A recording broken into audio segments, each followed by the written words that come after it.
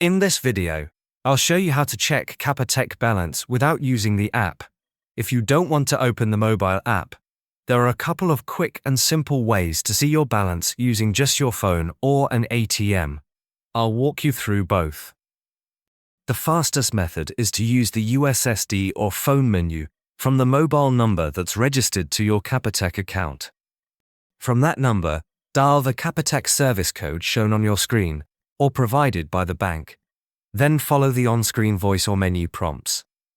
When the menu appears, choose the option for balance inquiry or account balance, and the system will read out or display your available balance instantly. This works on any basic phone and doesn't need internet, but make sure you're calling from the same number Capitec has on file for you. If you prefer to check in person, head to any Capitec ATM, insert your Capitec debit card, enter your PIN when prompted, and select the option that says Balance Inquiry or Check Balance. The ATM will show your current available balance on screen, and will usually give you a printed receipt if you want to keep a copy. Always shield your PIN when typing it in, and be careful using ATMs in public places. One more quick tip.